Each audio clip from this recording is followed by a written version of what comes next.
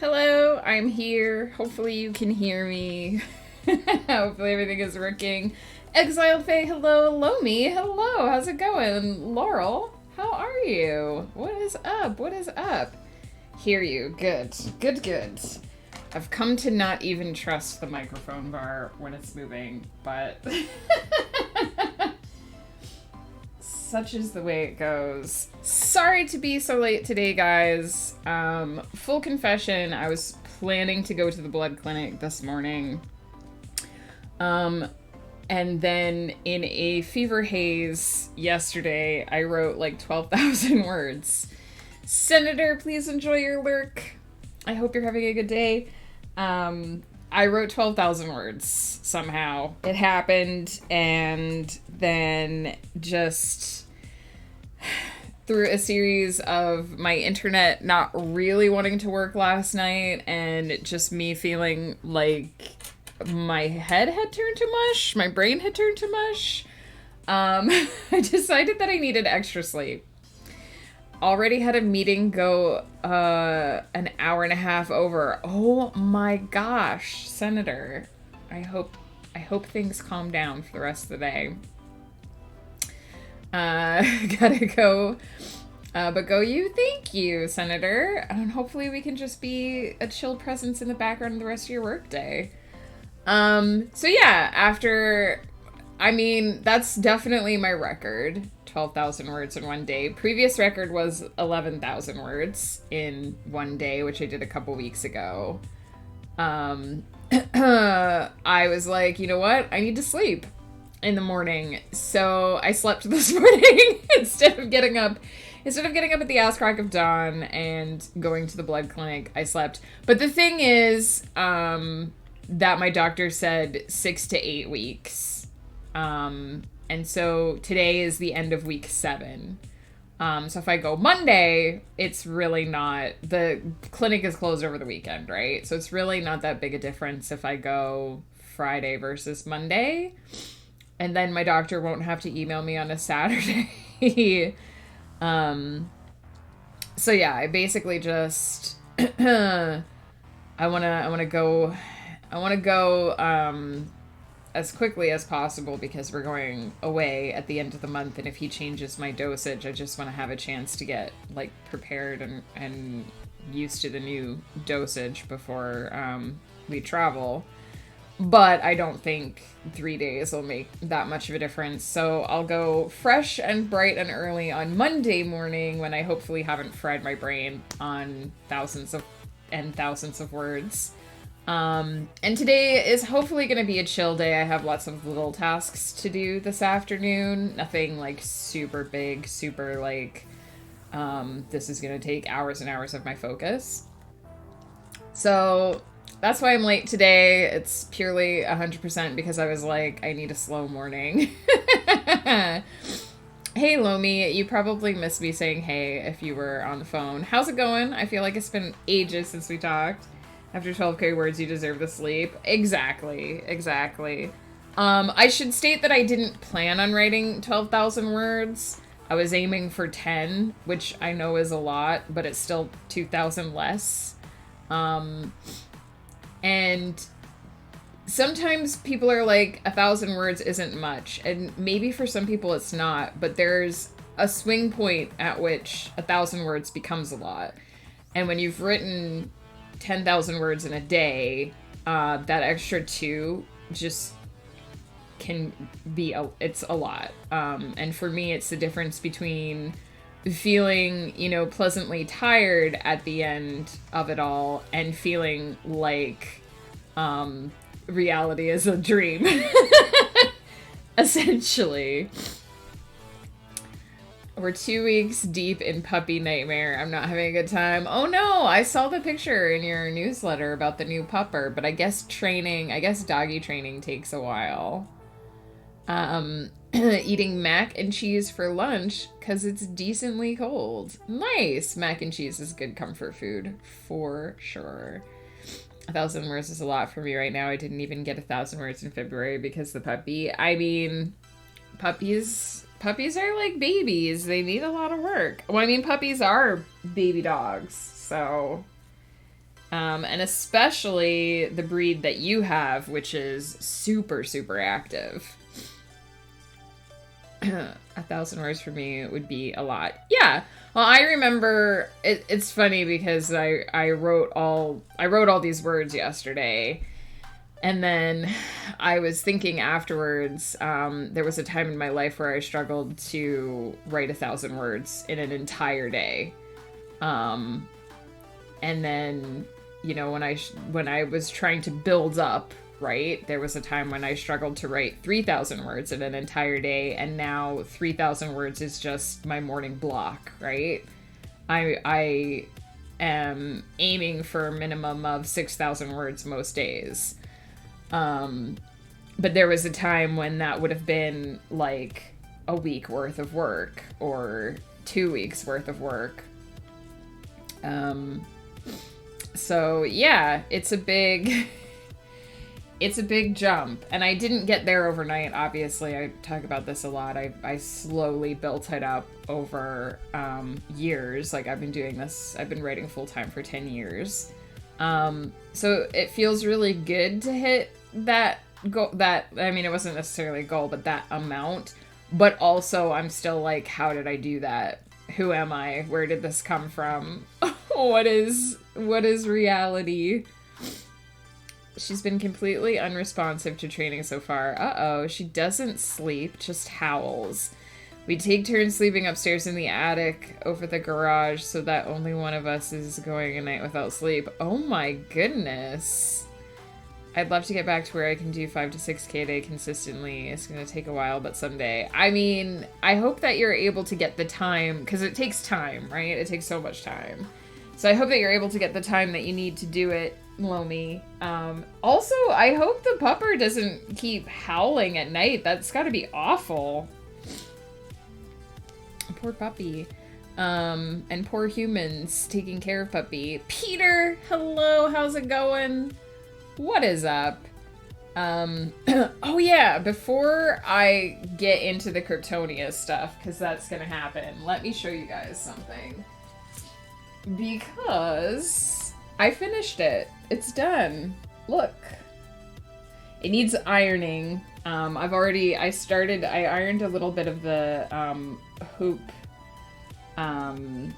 creases out of the top.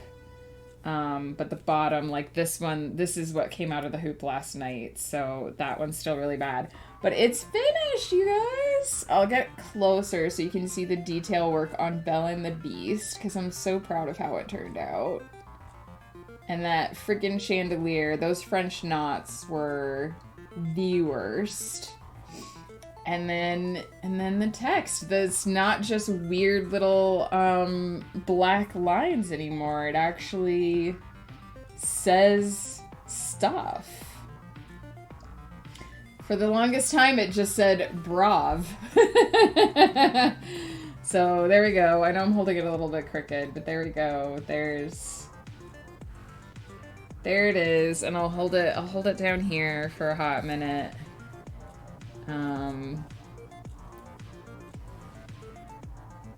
It's done. I finished it last night. I'm pretty pleased with it. Some of that detail work was super fiddly. Super, like, it took so long to do some of it. So, it's done! Flutter is away right now, so I'm not sure when I will get a chance to send it to her. But it's done. Now I'm going to go back to working on the horse. Flutter has not seen the finished version yet because Flutter is on a trip.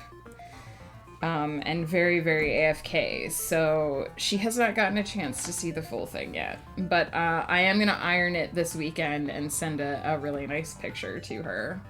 I just finished that last night. So it's going to be back to the horse. The horse still has some regular stitching to do, and then I'm gonna start a really cute Art of Tea cross stitch. Oh my goodness, words are already leaving me. For our good friend Vinyl Stencil. So I'm really looking forward to digging into the new one. I usually only get literally 2 sentences a day in the mornings. Yeah, that's, I mean, 2 sentences that you didn't have before is still progress. I used to come home, I used to go work in a call center doing IT support work. I used to go do 8 hours there, and it was an hour and a half commute to get there, so another 3 hours on top of that every day. And I used to come home and try and write a scene in a story. And it, like, when I, if you guys wonder how the Celestial Serenade came into existence, I would work 8 hours a day and I would come home and I would just, in this like bleary trance, just try to type out as much as I could at the end of the day. And sometimes I would sit at my desk at lunch and write a partial scene. And I think it took like 3 years to write the first draft, bit by bit, little by little, just clawing away at it until it was done. And then I rewrote it. So like 80% of what I wrote during that whole experience didn't make it to the book. I mean, the story did, the words themselves didn't really. But it, you know, if 2 sentences a day is what you can do, then 2 sentences a day is what you can do, and it's progress, right? It adds up over time. I wanted to order from my favorite Chinese place, and they're only taking orders for an hour in advance, and nobody's got time for that. Oh, yeah, I know what you mean. Although usually I expect it to take an hour for my food to arrive anyway, but that's kind of butts.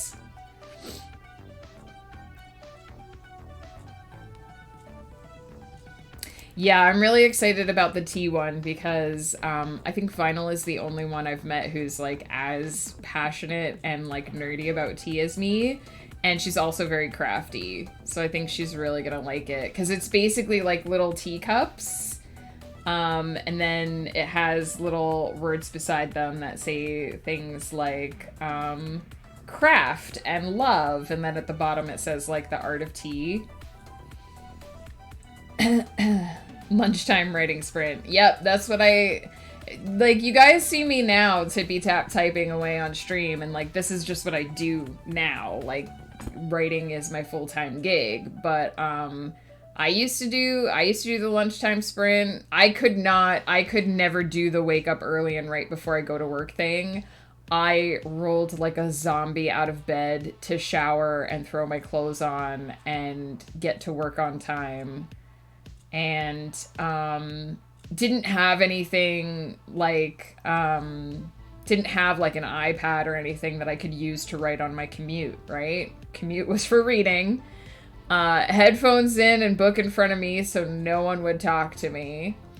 And yeah, I did the lunchtime sprints. I did the late evening. I'm gonna just try and squeeze some information into this book. And it wasn't the greatest, like, I didn't love it, but it got the work done, if that makes sense. Like, I obviously prefer now,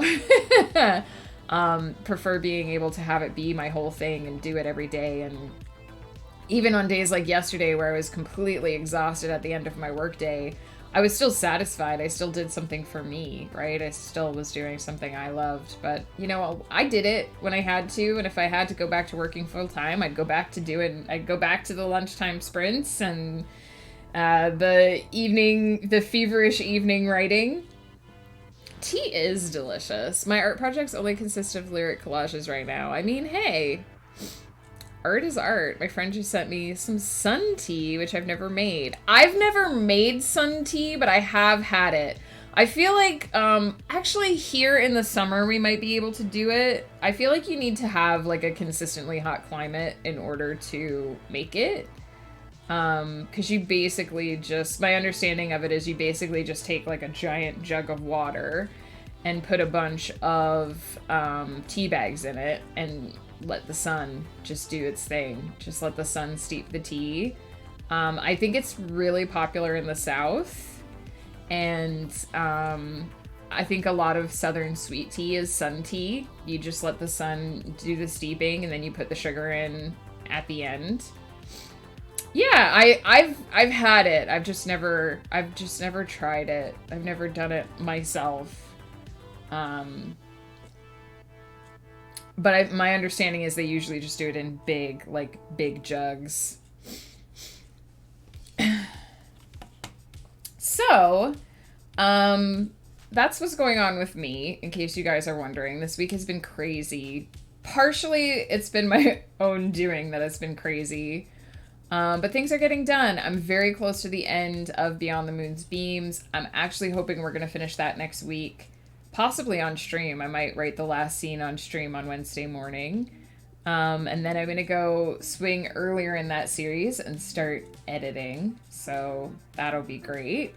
I am getting ready for this trip at the end of March. So not a lot of wiggle room in my schedule right now, but hopefully it'll all come together.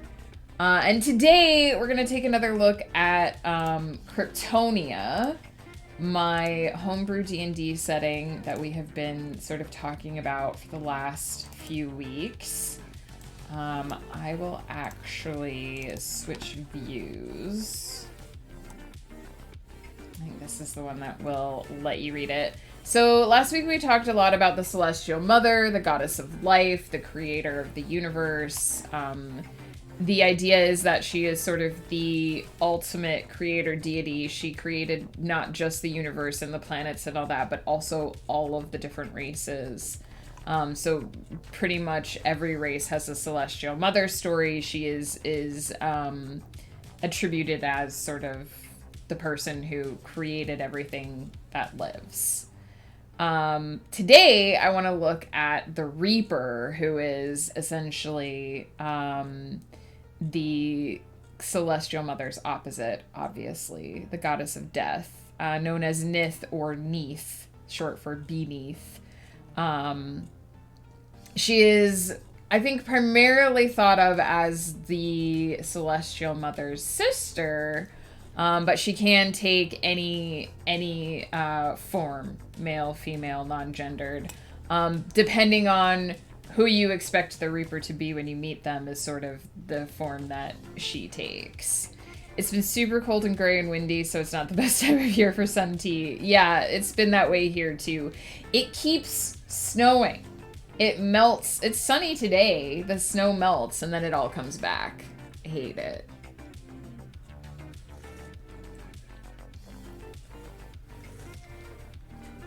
Seems to be less prone to turning bitter since it doesn't get super hot.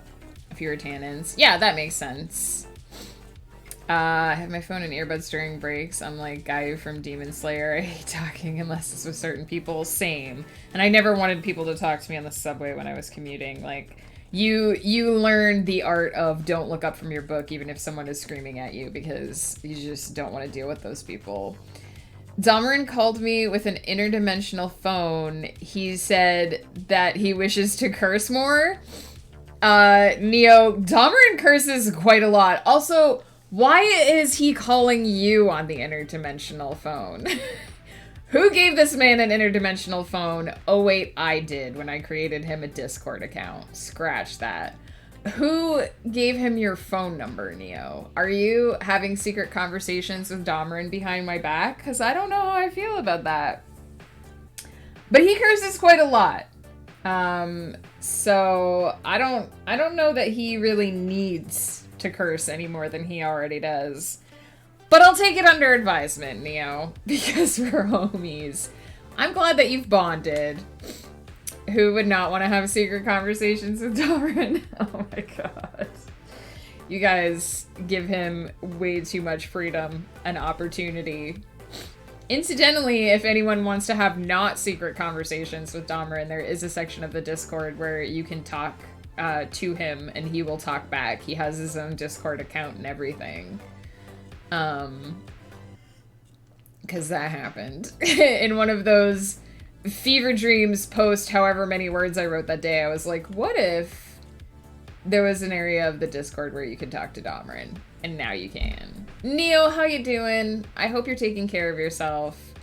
But yes, essentially, so I have kind of set up the pantheon so that there isn't necessarily good gods and evil gods. There are attributes of both contributed to each.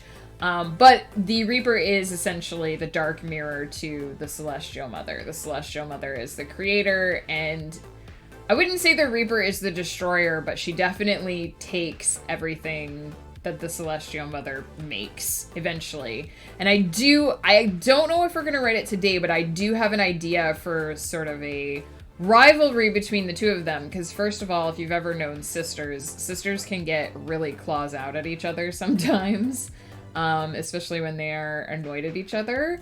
And so I kind of want to create this rivalry where it's like the Celestial Mother creates something and then the Reaper wants to take it. But also from the Reaper's perspective, because kind of the idea for the origin that I have for Neath is that she essentially came into existence because when the Celestial Mother creates, she can't necessarily destroy. She's a creator goddess, so everything that she makes is just perpetual until suffering occurs. And these early creations of the Celestial Mother realize actually it's really miserable if you're suffering for a long time and you can't expire. And so the idea is that they sort of will the Reaper into existence in order to escape the suffering that life can become. And so there's sort of this rivalry of like, yeah, you make stuff, but it wants to get away from you, and that's why I exist. So I've got some really good, and sometimes they're really great friends, Neath and Neath, because they're sisters, right? They can love each other and be very close, and sometimes they just hate each other, and it's not fun or nice.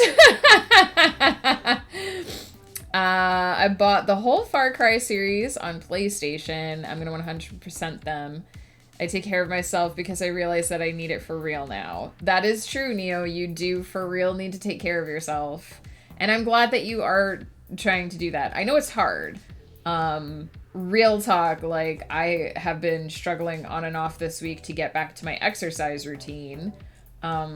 Because I'm starting to experience the signs that, hey, you aren't fully taking care of your body. And, like, in a regular routine, I do try to eat healthy and eat regularly and keep myself hydrated and all that. But, you know, when I start to stress eat a lot and when I'm not being very active, when I'm not doing my yoga, I start to feel that. Like, my body is like, hey, yo, you're not entirely taking care of me. And so I have been struggling on and off for a while. And this week was a really hard one to just try and get my exercise routine back in there, to be taking time away from my computer, to be stretching my body and actually doing exercise and whatnot. And it can be hard. It can be really hard to change your routine and do the things that your body needs you to do, especially when you have health issues. So I get it, Neo. It's hard, but I'm glad that you're trying to take the advice of your doctor and do the things that you need to do to feel better. My best friend has 2 sisters, so I've seen that firsthand. Yeah, I don't have any sisters myself, but I've seen sisters. I've seen how sisters can be. So, Neath, again, short for Beneath, or Nith, as she is sometimes called,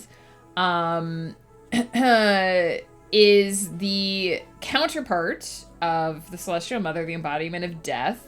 The Reaper takes both male and female forms, and no mortal has ever seen the Reaper's face, and lived to tell about it anyway. She's often depicted as clothed completely in black, whether their clothing is form-fitting or loose-fitting, their face is shrouded in shadow, often that of a hood. Again, I'm going very traditional Grim Reaper sense. Some figure has essentially come to claim you, and then the form of this Reaper figure is different depending on your racial origin and your culture and sort of how you were raised. So a centaur, for example, would see a centaur figure clothed in a, you know, centaur-esque cape cloak with the hooded face. A gnome would see a gnome, an elf would see an elf, that sort of thing. Like you see the form that you expect to see. And so if you think of Death as a kindly old woman, then Death would come to you as a kindly old woman. If you think of Death as some super buff hot guy who's gonna like carry you off to the afterlife, cool, that's what you'll probably get. So sometimes the shadow is formed from the void with swirling stars and planets hidden deep within. It's also one of the reasons that some followers of Nith claim that the Reaper is Alianath's sibling rather than one of her children. Of course, believers in the Celestial Mother think that she was the very first and all else sprang from her. But many of the worshippers of other gods, with the exception of Agas, who we have established was probably mortal before he became a god, most of the rest of the gods that are also worshipped, the core gods, many of their followers and believers think that they were also born at the same time as Alianath, whereas Alianath's followers are like, nah, she was the mom. She was there first. Team super hot buff Death. That's what, you know what, if Death has an embodiment, I just want a super hot buff Death to come and be like, yo, we're done with this place. Let me bear you off dramatically into the afterlife. And I'll be like, yeah, do it. Bear me into the not sunset. So Neath rules over the realm of death in the same way that Alianath rules over life. The Reaper is said to be the gateway between realms. Those who believe in an afterlife must pass through Neath's realm in order to reach it. If the Reaper deems them unworthy of passage, it is said that they will accost the soul during the crossing and condemn it either to an eternity of agony or to return to the mortal realm to try again to earn a safe crossing. So this is kind of taken from the idea of Ma'at in Egyptian mythology, where in order to cross into the mirror world, the afterworld, in the Egyptian mythos into the afterlife, one must weigh their heart against Ma'at in the form of a feather. It's not a real feather, it's the goddess in the shape of a feather.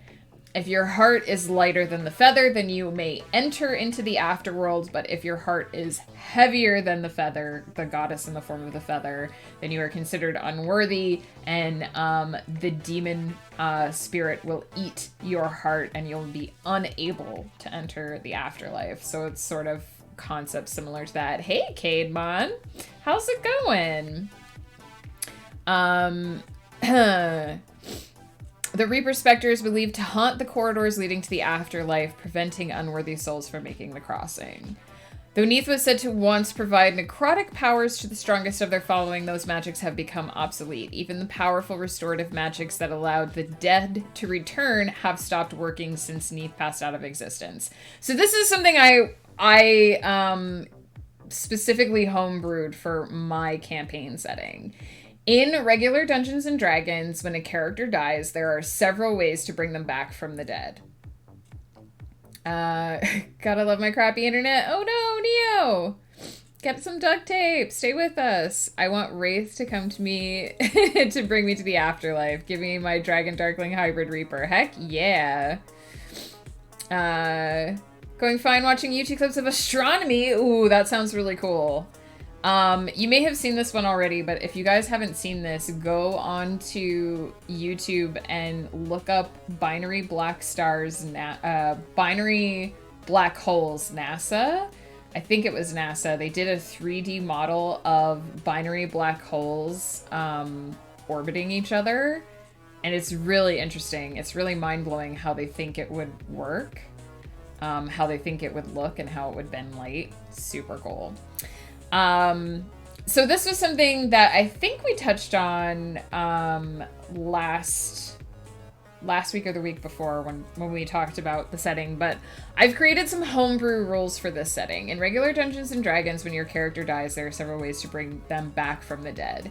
The fastest and cheapest way is Revivify. So there's a spell called Revivify that can be taken by fairly mid-range. So I think you get access to it with I think it's a level 3 spell, so around level 5, 6, 7, your clerics and your paladins can start getting access to Revivify. I don't know if druids get access to it. They might as well.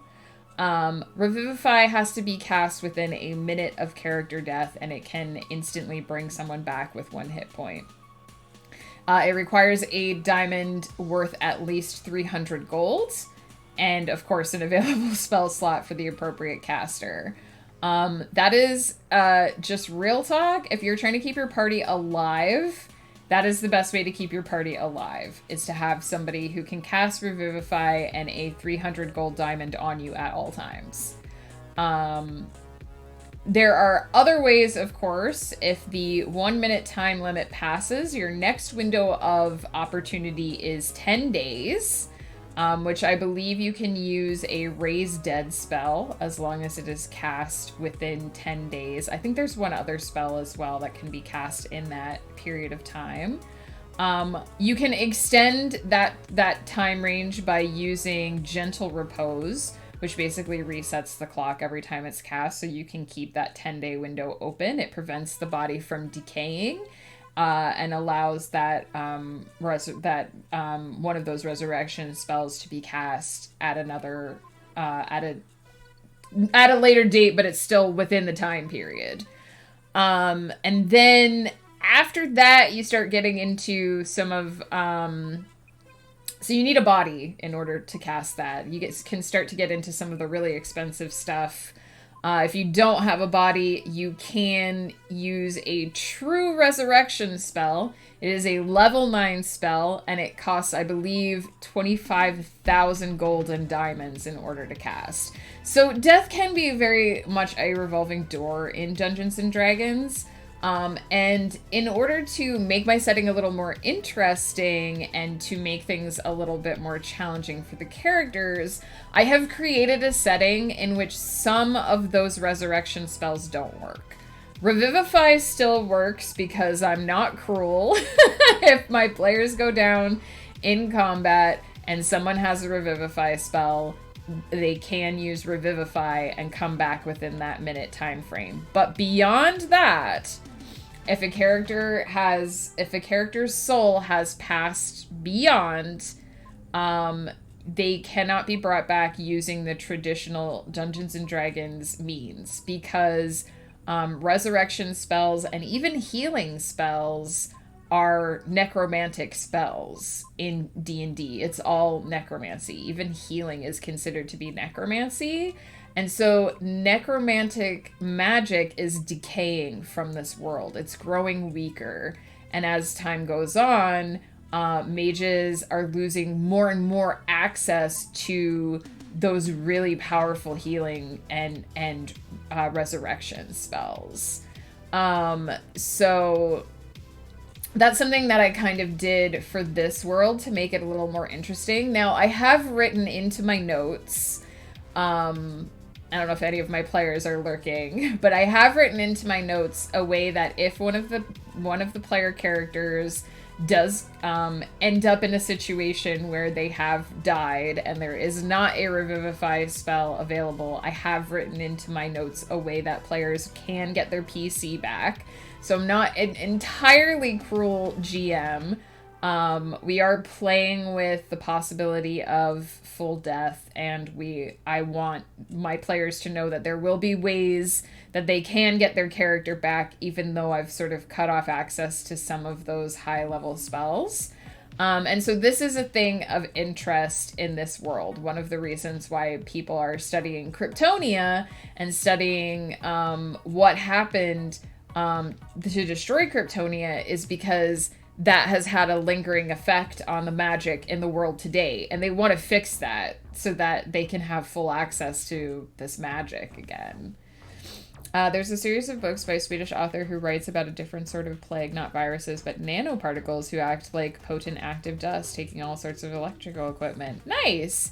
Yeah, there's actually a whole... So I know that there are categories. I won't go too deep into this because this is a super nerdy conversation. There are different categories of apocalyptic type endings. Zombies is a very, very popular one, but another one that isn't quite as popular but does come up a lot in more scientific conversations is known as gray goo, which is essentially nanomaterial that just destroys everything and breaks it down into more of itself, hence the name gray goo. It's very interesting. There's a bunch of books written about it. Squatchy, hey, how's it going? I am really loving the pictures you've been posting in the Discord, by the way. Thank you for sharing your travels with us. You've seen so many cool things. So anyway, that was a nerdy side note about how this works. And the idea is that according to the stories, according to the legends of the worshippers of Neath and the other gods, is that something happened among the gods and Neath was killed. The Reaper was killed. Death was killed. And so the reason why people believe, at least religiously, that these higher level necromantic spells have ceased to work is because the Reaper, the god who is in charge of that domain, is absent and no longer able to direct those energies, and that's why it doesn't work anymore. It is believed by many that Neath was toppled from their celestial throne by the hand of Agas, the god of war, Alianath's chosen champion. According to the followers of Neath, Agas turned their wrath unfairly upon the Reaper and slew them out of unreasonable anger. Some believe that Agas was angry because Neath continued to reap the souls of the mortal race from whence he came, but others believe that he simply went mad with power. In any case, Agas slew the Reaper. When Agas slew the Reaper, death's magic ceased to flow, causing practitioners of the arts to falter. Many believe that Nith's divine essence could be restored to the heavens, and then necromantic magic would begin to work again. Unfortunately, so far, all of the High Priest's efforts to restore the Reaper have failed. Followers of the Reaper believe that Alianath and Neath were most closely connected of the pantheon. Some claim they were siblings born at the same moment to achieve celestial balance, and others believe that there may have been romance between Alianath and Neath. And that the Celestial Mother so heavily mourned Neath that she created black holes as a result. They also think that, some people also think that the Celestial Mother was so upset over Neath's death that she cast Agas from his divine throne. And most depictions of Agas, as a result, are forbidden from being inside Neath's official temples. Agas followers claim that that is not the case, that is not what happened. But as you can see, he's next on the list, so we'll probably talk about that later. So much like I did with Alianath, I want to create a couple of little short stories today, probably each only about 400, 500, 600 words long, detailing do I know any other books about gray matter? Not specifically. I've not read them. They're not my genre, but I do know that they exist. I did fall down a deep hole once involving just the study of gray matter, because it's not just a sci-fi thing. Like, there are actually scientists who believe that this is a potential doomsday scenario, is that nanoparticles could become this. And it pops up in sci-fi a lot, right? It popped up in Stargate. It pops up in Stellaris, the video game. You can actually get a doomsday scenario in the game that involves nanoparticles and gray goo. So I don't know, but I do know that they exist. I do know that there are novels, sci-fi novels that involve Grey Goo. Glad you enjoyed it and I was not spamming. Definitely not spamming, Squanchy. Please do share those photos. We are enjoying seeing them so much. I will, if I find any specific ones, Cademon, I'll keep you in mind. Like I said, I unfortunately don't know any of the names of them off the top of my head, but I think, don't quote me on this, but I think if you go to Wikipedia and type in Grey Goo or Grey Matter, I think that it lists some of the sci-fi novels in the, like at the bottom, it always has the like in popular culture or in media area. I think it does list some of them on there if you're looking for a place to start. Helpful thing about Wikipedia is that since they have to reference everything, it's a good jumping point. So yeah, what I want to do today is write a couple of little stories introducing the Reaper, kind of like I did with the Celestial Mother. The first one I think is going to be sort of about how Neath came into existence, which I kind of already mentioned how I want to do that.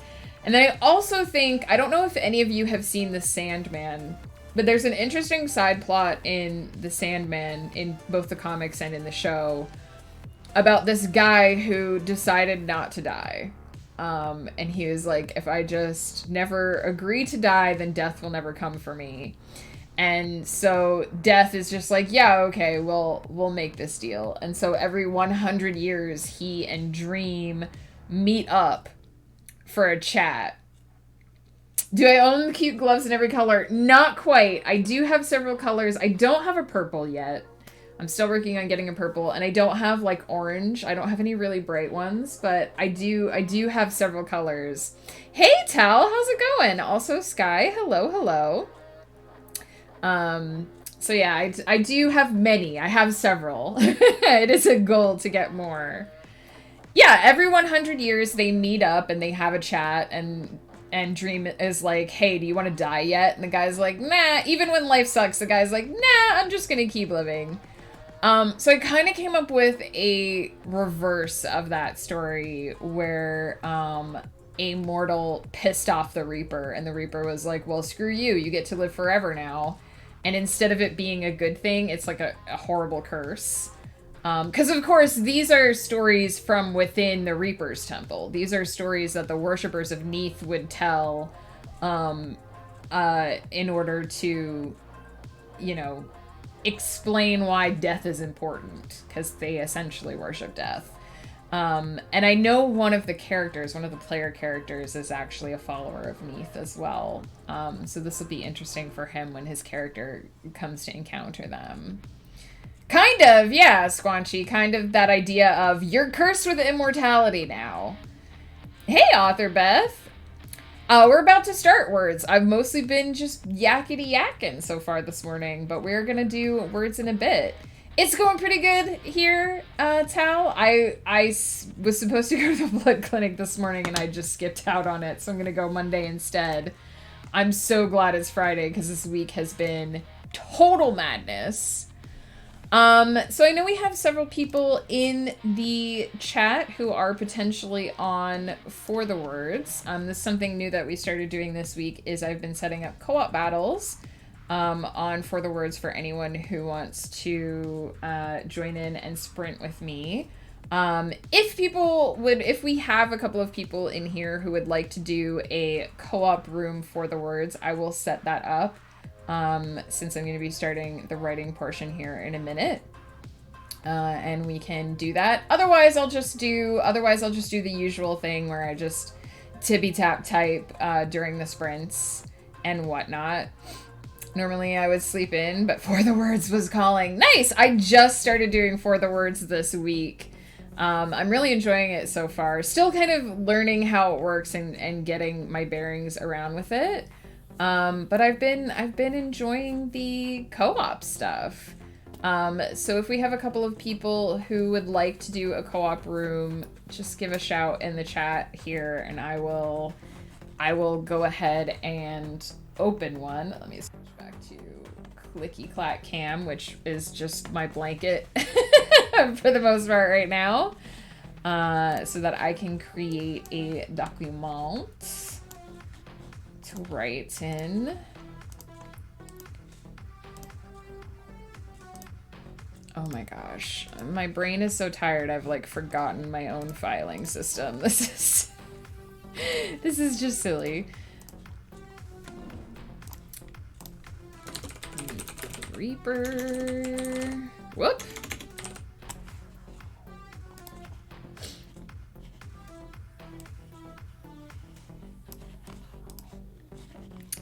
All right, and I've actually been talking for so long that we've been streaming for most of an hour.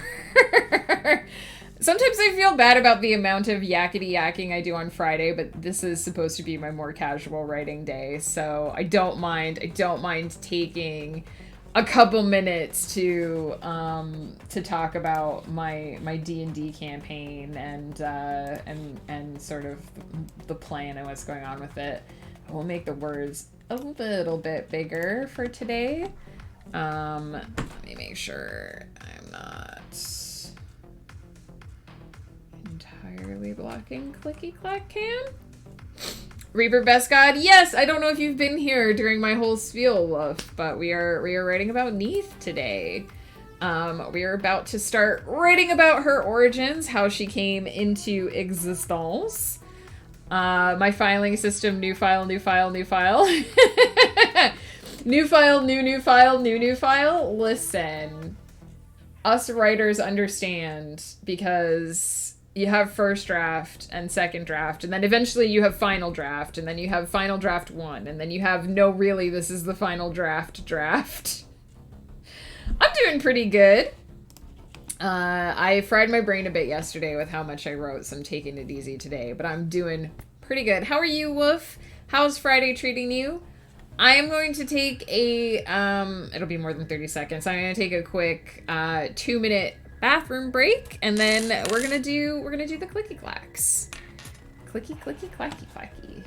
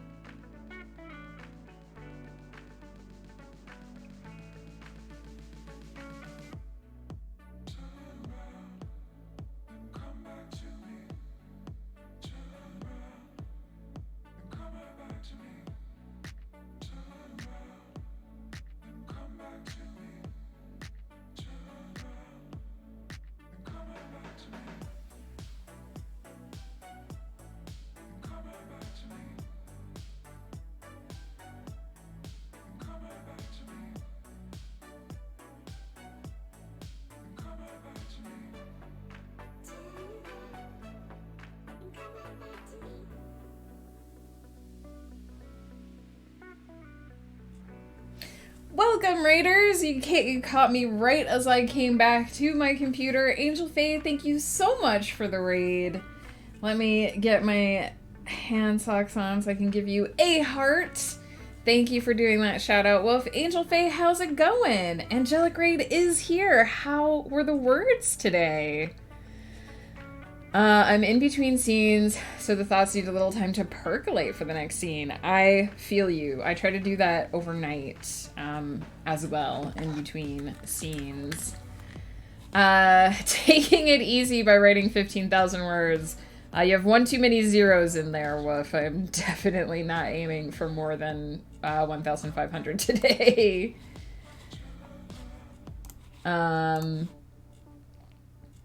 Doing okay, long week, so I'm glad it's Friday. Same. Big same. Big same. Did some brainstorming. Nice! Have you started... I know you were plotting a new novel recently, Angel Faye. Have you started writing, or are you still sort of in the preparation phases?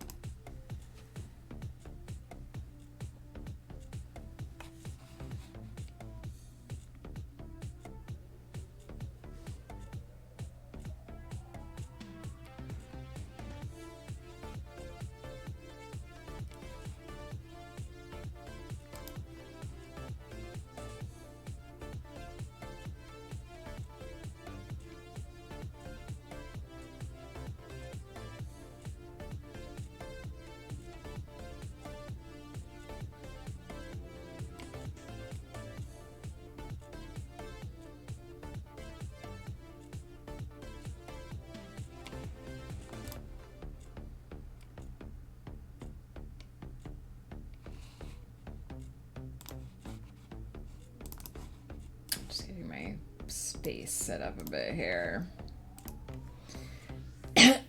Finish chapter 1. Nice. For April camp, I want to write a retelling of Cinderella, but differently. Ooh, interesting. I did some Darkling fairy tales recently. I should resume that. I never finished all the ones I wanted to do, but it was basically sort of like they focused on the objects, the magical objects from various fairy tales. So like there was one about Cinderella's slipper, and there was one about the pea from Princess and the Pea, and like Rapunzel's hair, like Rapunzel's severed hair and stuff like that. And some of them went pretty dark, but it was really fun. I really enjoyed writing them. I did also the shell from Ursula's Nautilus shell. I also did one about that.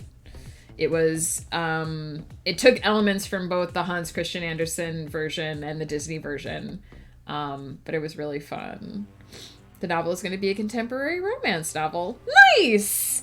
I'm going to get you guys some clicky clackies as I write these myths and legends of Neath the Reaper. So, what is my timer set at? 20 minutes of clicky clackies. It's like, did I change it from 20 to 25?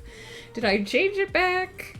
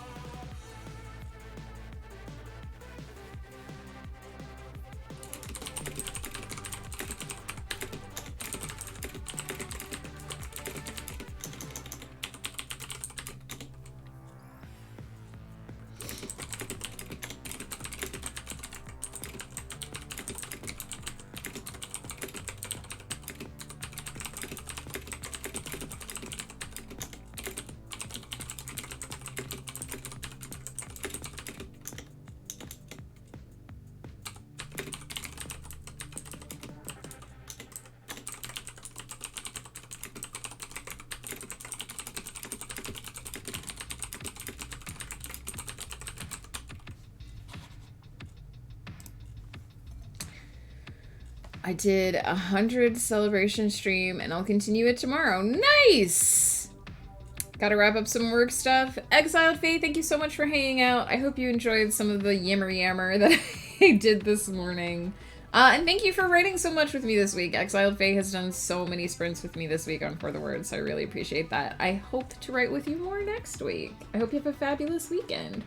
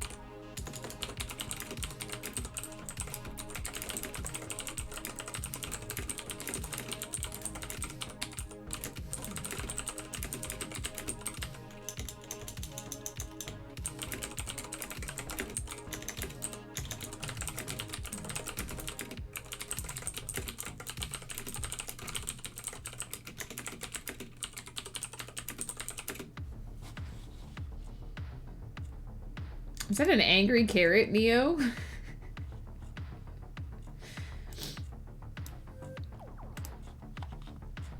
I see. Is that you right now? Are you an angry carrot right now? What's happening? You're an affiliate, Angel Faye. That's awesome. Congrats. You know what? As long as you are a comfy angry carrot, I approve. But Neo, why are you an angry carrot?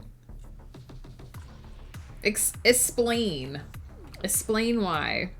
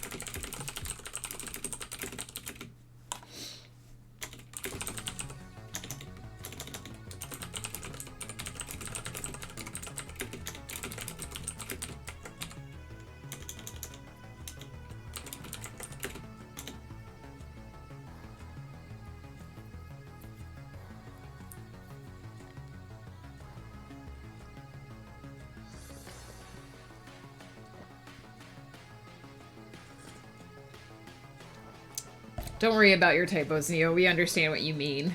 My internet was being a pain in the butt last night, too, so I get it.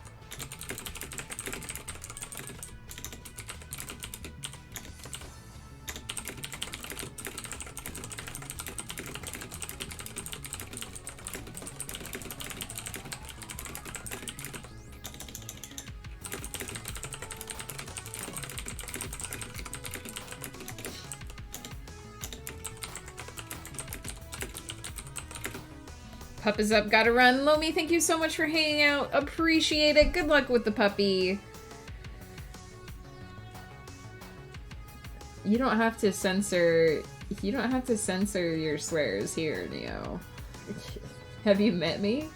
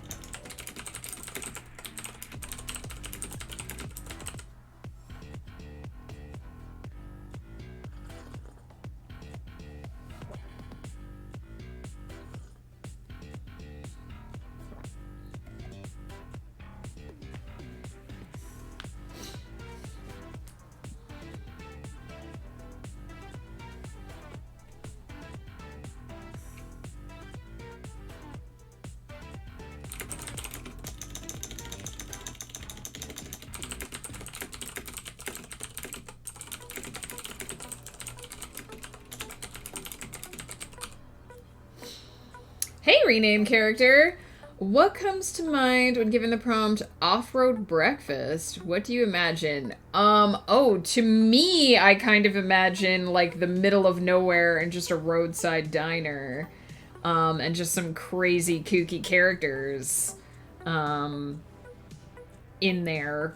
But you could go other ways. You could go like a campfire sort of thing as well. What time do you sleep to work? From 12 a.m. Rename character is asking if you start work at midnight, then what time do you go to sleep, I think? Basically, rename character is asking when you go to sleep and when you get up to go to work. I usually don't swear. I'm a well-educated person. Education has nothing to do with how much a person swears. There have been studies. I decided to chill, so I bought the whole Far Cry series on PS5. I go to work at midnight, and then you get back at 5 a.m. Neo doesn't sleep much, from what I understand. My boss asked if I wanted to start working at 8 a.m. Midnight is perfect, the office is empty, and nobody bothers me.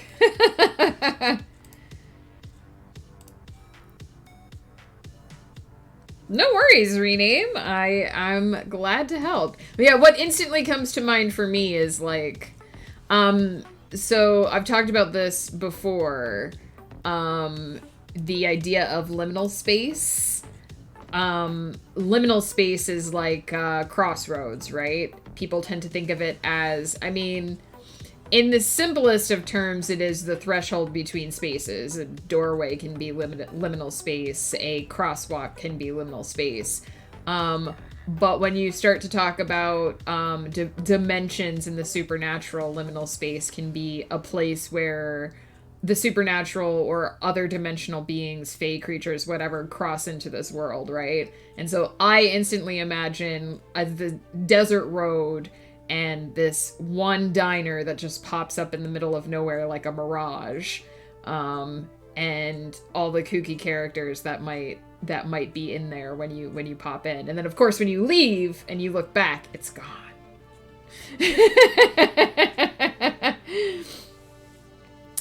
I work 4 to 12:30, but there are talks of switching to 12 to 8:30 a.m. I know people who really like the night shift. My friend Flutterdye likes the night shift because she is very much a night person.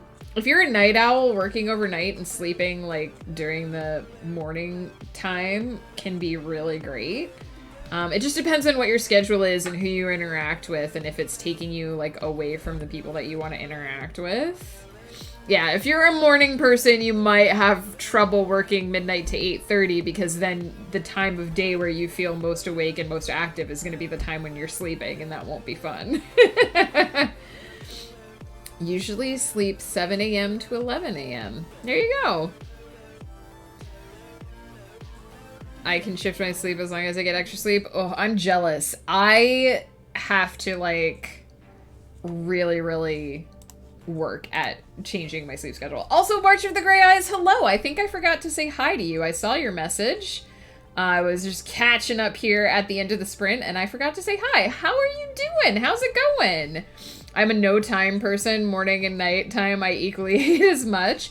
I mean, but maybe that makes your schedule more versatile, right? I have to have a really set sleeping schedule or I just don't sleep. Or my schedule will like set itself at like 3 in the morning until like 11 sleeping, and then I'm like, this doesn't help anybody. The bus goes straight home with no stop because it's so early or late and I'm always alone on the bus. I mean, Neo, I get it. I get you. Being able to do your work without interruption and alone, as long as that works for you, as long as you're getting enough rest afterwards, like as long as you're not straining yourself, go for it.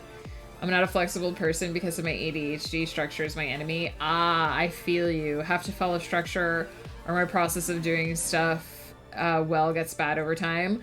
I don't think I have ADHD. I've never been tested, so I assume when I was younger, if I had shown signs of it, that I would have been. But I do have that sort of hyper focused tendency. So it's funny because Ghost and I were we were having like a mock fight, just joking around the one night.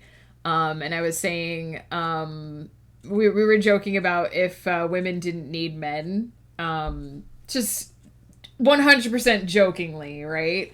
And he was like, yeah, it'd be great because nothing would ever get done and I wouldn't have to get anything done. And I was like, how would you make meals and stuff then if nothing ever gets done? And he deadpan looked at me and he was like, of the two of us, which one of us has more trouble remembering to feed themselves? because if I don't have my husband's schedule, then my schedule just drifts. And I forget to eat meals, and I forget to go to bed, and it's just pure and total chaos, right? It's the structure of his workday that provides the structure to my workday. And he knows that. He 100% knows that, like, when he's not around, I have to work really hard to have regular meal times and stuff. So it was pretty funny that he just, like, 100% deadpanned me. But I get that. I understand if I don't have a structure, then it all just falls apart. It's like a house of cards that blows away in the wind and you're like, I'll do this right now. And then you get so focused on that it like 3 hours pass and you're like, wait, what? How? A lot of truth is said in jest. That is true, Peter. Wise words. I won't talk about the rest of that conversation because it got pretty weird. Maybe I should. Basically, Ghost Pepper was like, I'll live in a tree house and I'll toss my garbage onto the ground underneath the tree house so that I'm not living in a pile of garbage. And I was like, but eventually the garbage will pile up. And so at one point he was like, because we were talking about science, like, being able to genetically modify people, and he's like, I'll genetically modify myself so I don't have to poop. And I was like, that sounds really not nice to me, but okay. This is why we need a divorce court podcast. I'll pitch it to Ghost Pepper. He's like, yeah, if I don't... He basically got to the point where he was like, we'll genetically modify ourselves so that we can just eat everything and not have any garbage. And I was like, that sounds actually terrible to me, but if that's what you want. You're speaking to someone that has both autism and ADHD, and I have been officially diagnosed with bipolar disorder very recently. March of the Gray Eyes, that sounds like a brutal combination to have to deal with, but I hope that you're able to find something that works for you. This is why it's so important to be able to have a schedule and a method and all that kind of stuff that works specifically for you. Because what works for me might be purgatory for you, right? And that would be awful. So I just hope that you have something that works for you and lets you do what you need to do when you need to do it. And that's like my friend Flutter also, I think she's talked about having ADHD, so I don't think she'd mind me talking about it, but she's the same, and she's a night owl, and she cannot do mornings, so she works the night shift. She has created a schedule that works for her, and that works with her brain, and it is not a schedule for everyone, but it doesn't need to be for everyone, it just needs to be for her. Right? I have structured my schedule around my husband's schedule because if I didn't do that, I would never see him. He is a school teacher. He is home at certain times of the day. He is working at certain times of the day. And if I slip into what feels like my most natural schedule, we just will never see each other. Because I'll be awake when he's asleep and asleep when he's awake. And it just won't work. But it's all about finding what works for you and what works for, and if you are one half of a couple or whatever, what works for you guys as a couple. I'm sure he can do that in a science lab where he works. What? I don't want to know if genetic modification is a thing that they can just do in a high school science lab. I don't think I want to know. Why in English you say on the bus? You're not on the bus, you're in the bus. I don't know. I don't know, Neo. It's just how we say it. You ride the bus, you get on the bus, and you get off the bus. But you get in a car and out of a car. It's just how it is. I played a game that was originally in Korean, and they translated it that way. They would get on and off the car. But in English, it's in and out of the car, not on and off. But it's on and off of the bus. Because English is weird and crazy, and it doesn't make any sense. It just straight up is. They don't go well. It's like putting ketchup, pickle relish, ranch, and yum yum sauce into one combination. Oh no, March of the Grey Eyes, I'm so sorry. Ashley Robin, hello, hello. How's it going? I have almost undiagnosed ADHD. A doctor said to me at the end of an appointment, you're basically ADHD. We'll get you diagnosed next time. And then it just never happened. Well, that sucks. Because if you need help with it, I think most places want you to have a formal diagnosis in order to get the help that you need. So I would recommend pursuing that, Peter, because it helps to know. It helps to know what's going on with your body and your brain so that you can get answers. Most of the people I know who have found out as an adult that they have ADHD have been like, it explains so much. It explains so much about my life. Participating in a light contact martial arts tournament on the 18th. That sounds awesome. Good luck, Ashley Robin. I hope it goes well. Is it like, is it a... Why my brain just was suddenly like, words! Is it a competition? Is there like a trophy? Is there like a prize? Languages in general are weird, but English is a particularly bad one, I think. They did a unique way of diagnosing me with bipolar disorder. They gave me medicine. If it makes your appetite and mood stable, it is scientifically proves you have bipolar disorder and that the medicine will help you once you keep taking it. Interesting. Once they realized that I have it, my doctor just told me that I have bipolar. Interesting. Interesting. All I know is it's light contact. I don't even know where it is. Well, good luck. It sounds awesome. I hope you have an amazing time. My brothers were really into karate when they were younger. They took karate classes.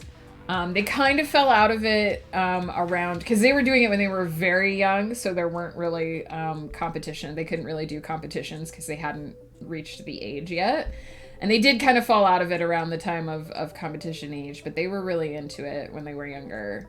They learned how to do the board breaking, which to me is still a magic trick. I don't really know how it's done, but they did it many, many times when they were kids. So I think, oh my gosh, I don't remember the order of the belt colors. I know that they did, I think, the blue and green. I don't think they ever got past, I don't think it goes in rainbow order. But I think it was around the blue or green area when they stopped taking lessons, but they learned a lot. They focused a lot on self-defense as well. Yes, I know that too. And my friend Flutter recently did Taekwondo, so I think I'm getting her belt order mixed up with theirs because this was, 30 years ago. My brothers were doing it. So I think they got like midway through sort of the belt rankings before they fell out of doing it. But they learned a lot of self-defense. And what was really interesting was I never took any of the classes, but I ended up going along to the dojo during their classes and watching them do like their lessons and stuff. And I learned a lot about self-defense just from watching them do the lessons, even though I never participated.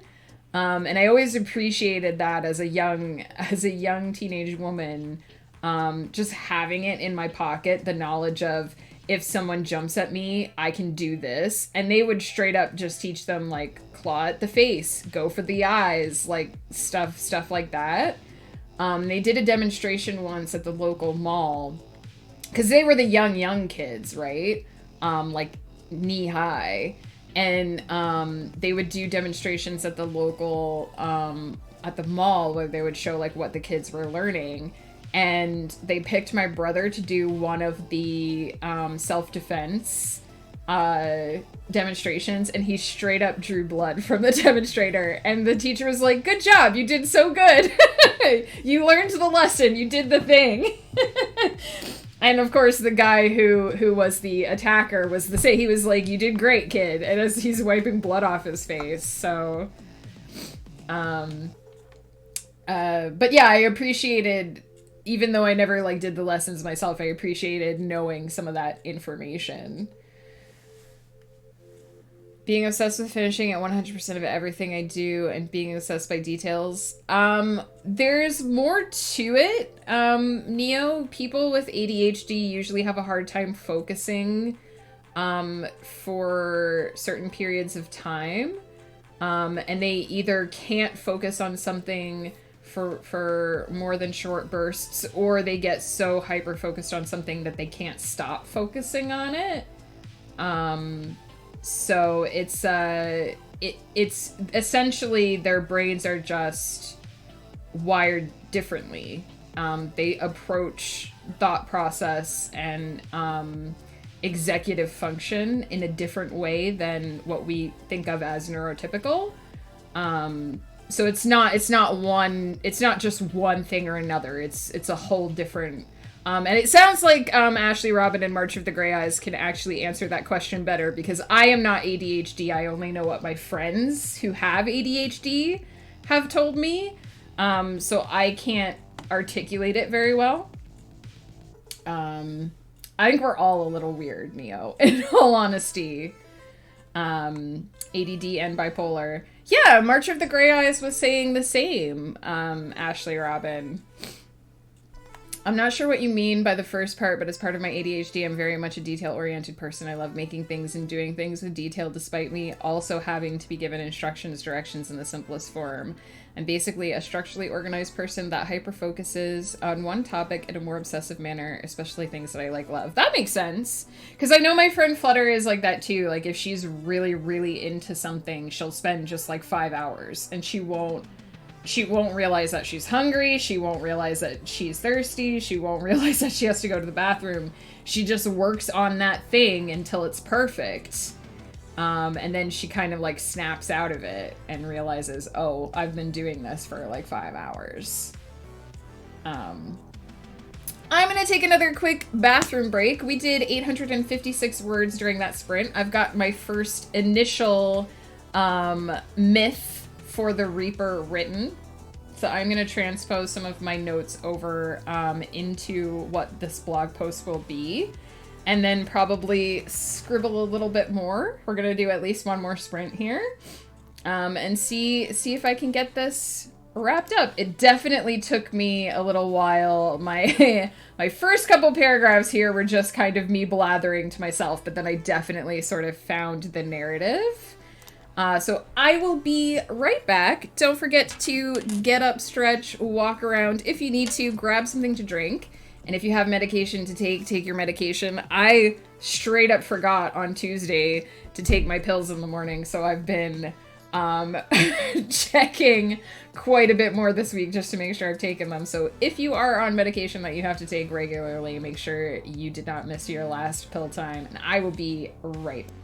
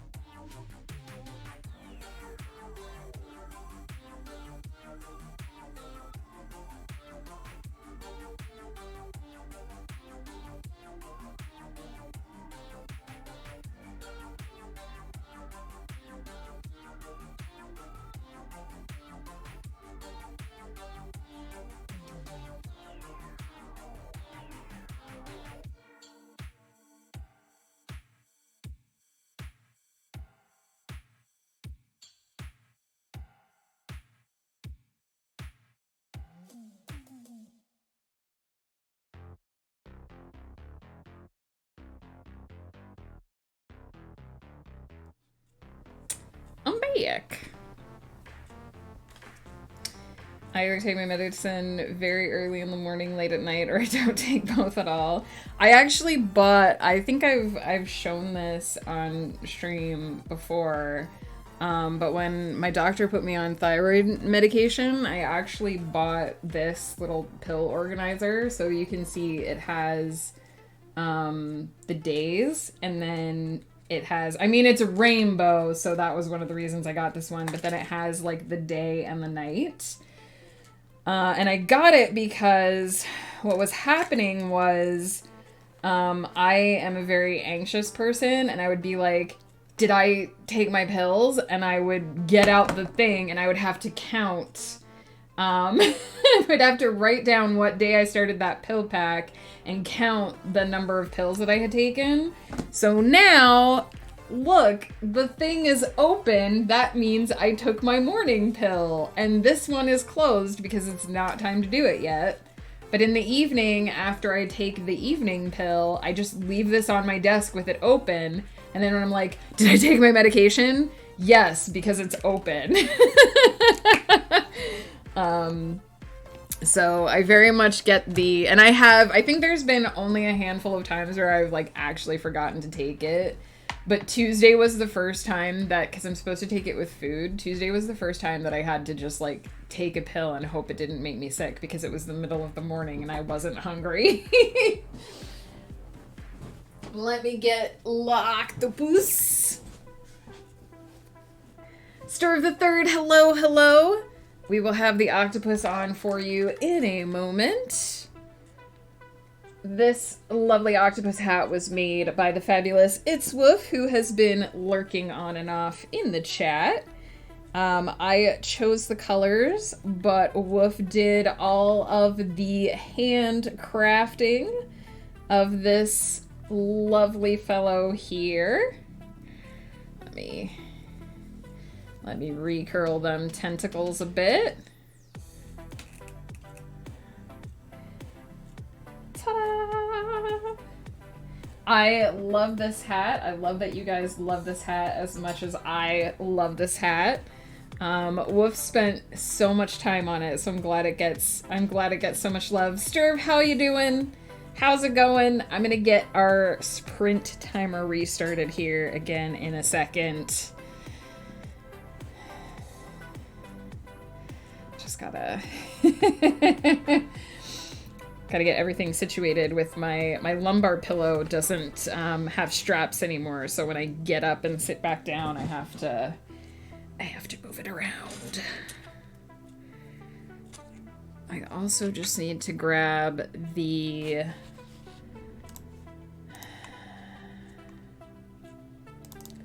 file that we did last week so I make sure I am formatting it in the same way.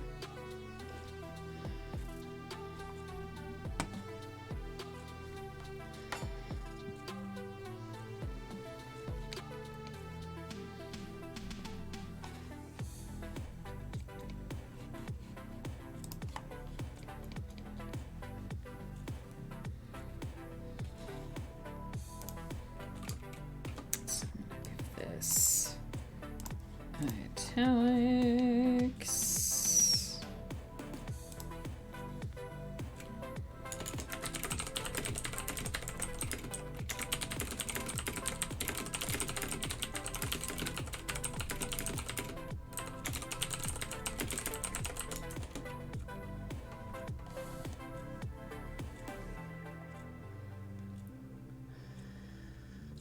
Just hanging around while I game? Well, thank you for coming to hang out. I hope you are enjoying your game. We're just going to be doing some clicky-clackies here in a moment. Filling out some mythology for my pantheon, for my D&D worlds.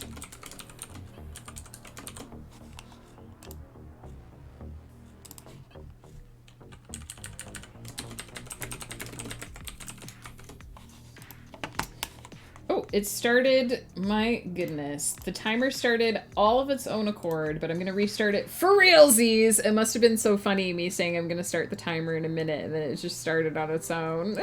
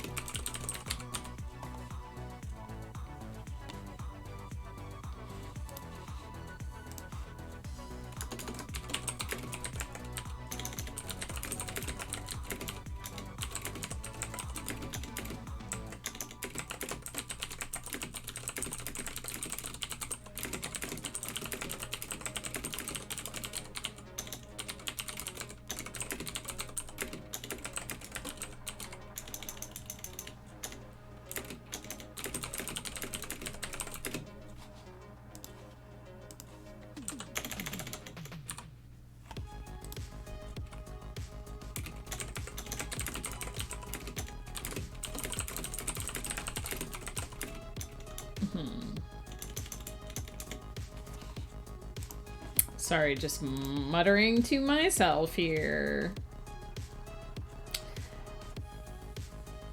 Writing about the gods is one of my favorite parts of world building. Yeah, same! I don't always build a pantheon for all of my worlds, but I do enjoy it. It is fun.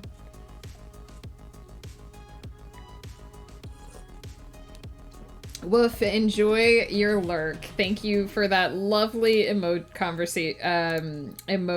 combination before melting into the shadows. We all appreciate.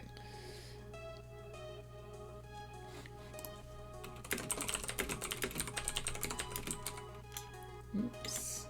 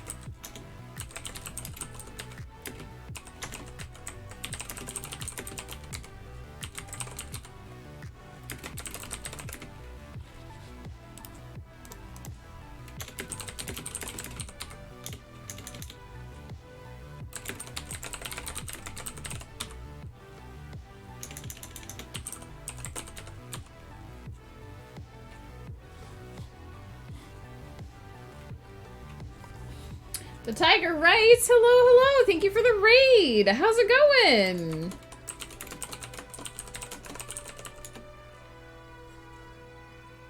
How is your writing today?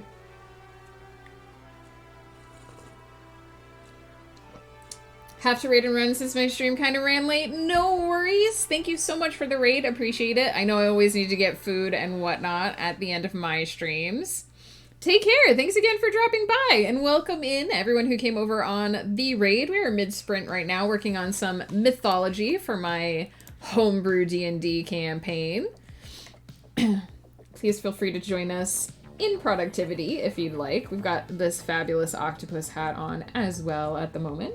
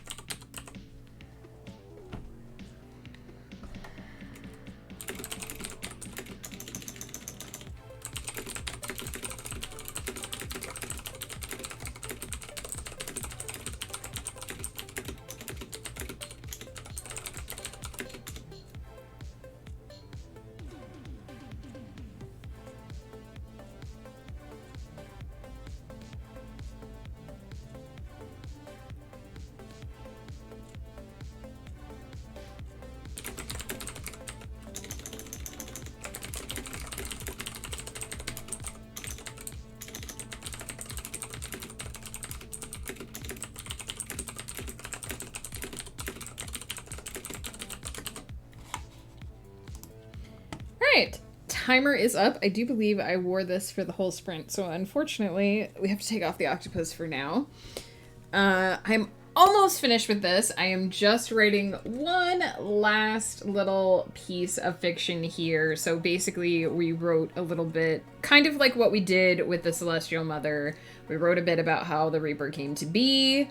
And then I just included some basic information about the Reaper, expanding on the fact that some of the stories say that the Reaper may have been the sibling of the Celestial Mother. Some of the stories say that the Reaper may have been a lover of the Celestial Mother. But that most people agreed that at some point in time, the War God slew the Reaper either out of rage or some sense of greed for power or whatever. The Reaper is no longer with us, and therefore this necromantic power, which he used to allow people to be resurrected from the dead, no longer works.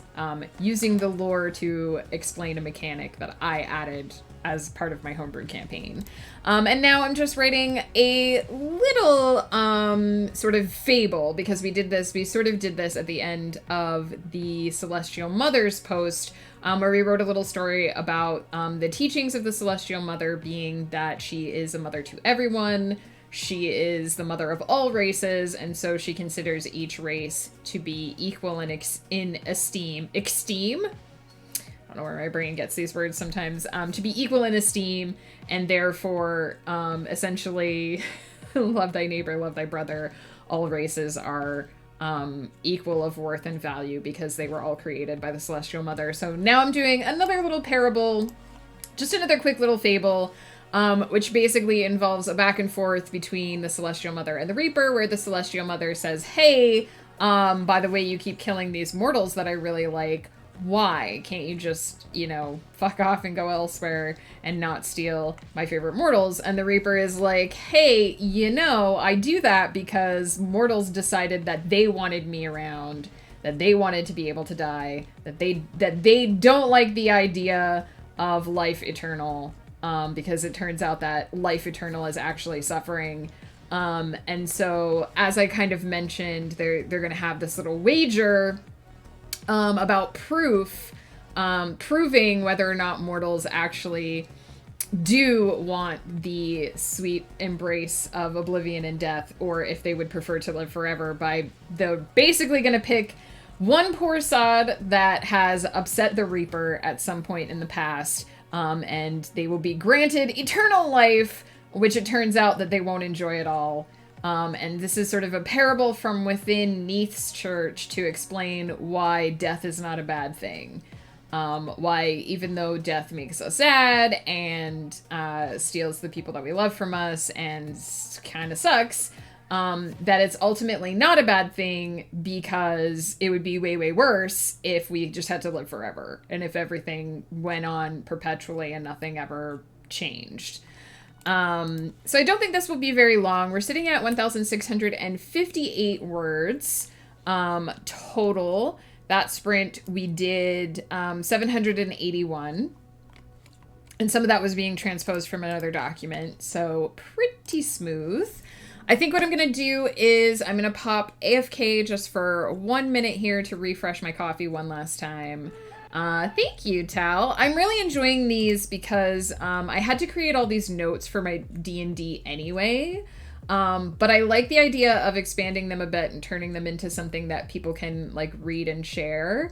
And sort of as I'm doing it, I'm enriching that lore for that world as well, which will be significant to my players as they get more involved in it. And now that I've started to introduce more of the gods, I think next week we will do Agas, who we've talked about a bit. And once I've got the main three introduced, I'm going to start doing some interactive stories, telling certain parts of mythological stories from different gods' perspectives to see how they differ. I'm really excited to sort of dig my fingers into that. So I'm really enjoying this. I like having a little project that's basically just for fun. There's no stress, really. There's no stakes, because I'm I know that my players are going to enjoy having these little extra bits of lore pop up in the world, in the game world, when they get to them. And it can really just be sort of whatever I want it to be. I don't want to say it doesn't have to make sense, but it's not like with my big novel projects where I have to justify every choice that I make and make sure that everything fits into like a nice little cog in the machine of the ultimate series. I can just sort of be like, I like this idea, let's just run with it. And because it's D&D and because there's a lot of ad-libbing involved anyway, I can make it work. So I'm really, really enjoying it. So yeah, we're gonna do one more sprint and finish this out. I'm just gonna pop AFK quick to heat up my coffee, and then we'll see who's around. We'll see who we can raid. So I will BRB.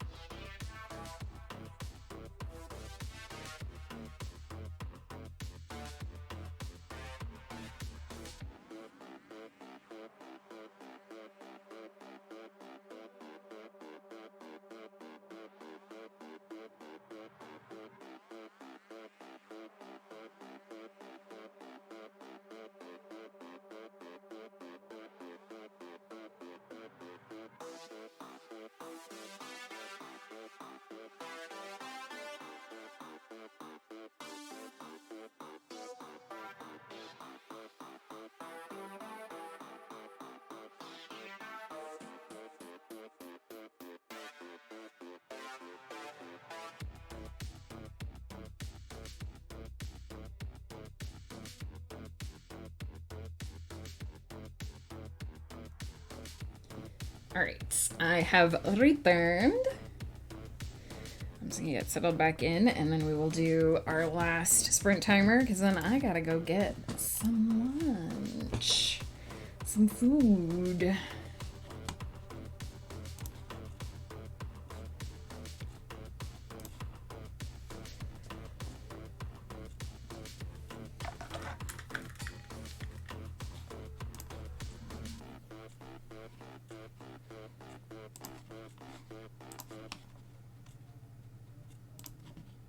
Oops. There, I actually activated it that time. You have to click the right button. Thank you. I hope your words are going well, Tal.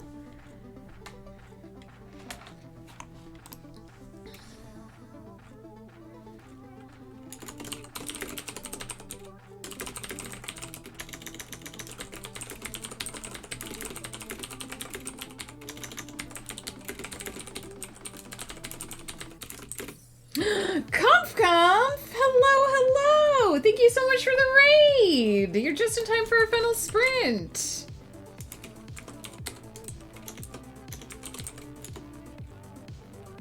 How was work today? Random Thorn, hello, hello. Thank you for all the cheering me on earlier in the week. The Simple Sprinkle, hello, hello. Alien Frog, hello. Some Nox, hello. Maybe a cat, hello. Alistair, hello. Oh my gosh, I'm gonna say this one wrong. RGS, is it Smarts? Smirts? Tell me how to say it. Welcome in. Hello, hello. Starburn the A Striker, how's the day going? It's going really great. We've developed a myth for the death god for my my D&D universe.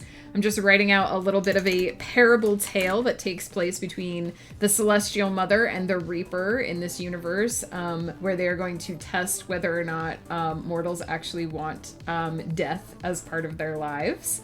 This is going to be our last sprint for the day, so I'm only going to be around for another 20-25 minutes or so, but welcome in. How's everybody doing? How's work going today? For those of you who are being productive, I hope it's going well. And for those of you who are just chilling, I hope that's going well too. We are not going for the big word counts today that I've been doing earlier in the week, but we have done 1,670 so far on stream today, which I'm pleased about.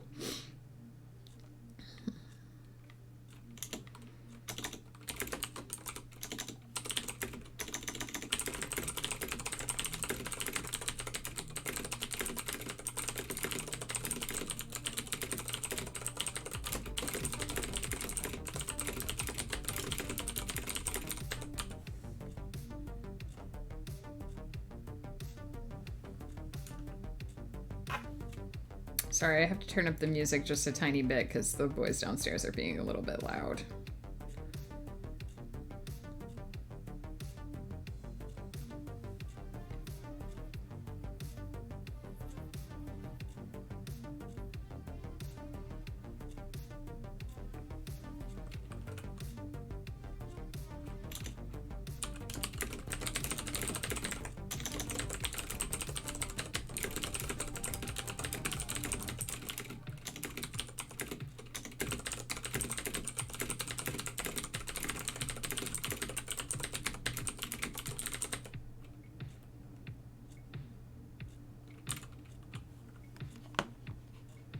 We knocked it out of the park today. Nice! I'm glad to hear that. Did you break your task record again? Work has been good, and when I say work, I actually mean not working, for I am laying on the couch watching YouTube. Nice! Alien Frog, I'm a little bit jealous.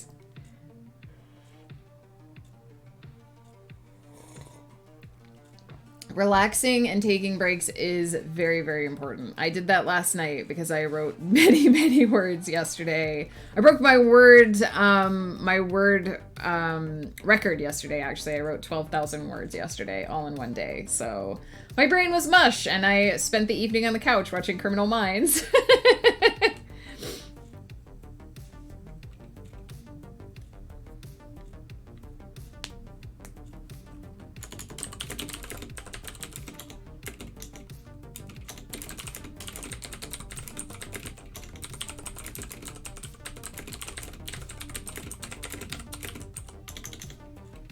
I also hope you guys cannot hear the yelling downstairs. I'm really sorry if you can.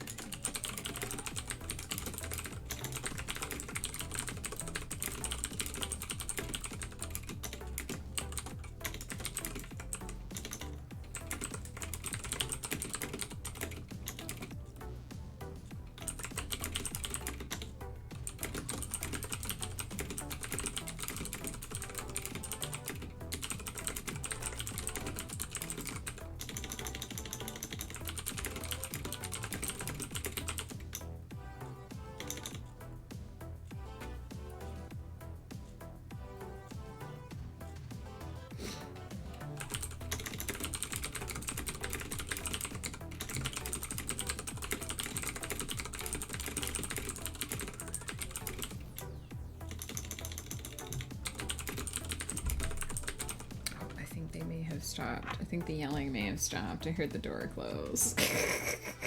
We rent out our basement, so every now and then when the tenants are home, it gets a bit loud. I ended up watching a lot of basketball. Nice.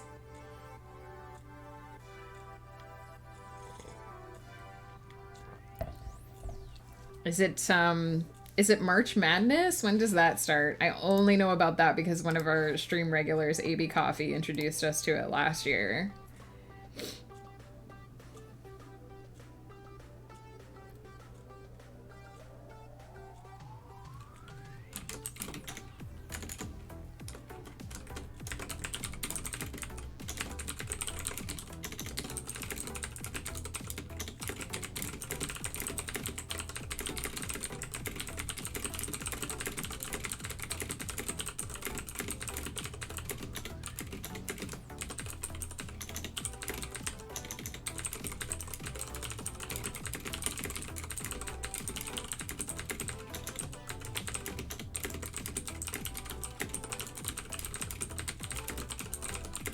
March Madness starts March 14th. Nice. You can tell I know a lot about the sports, right? I think the only sport that I've ever really watched consistently is curling. So if it's not curling, I know almost nothing about it.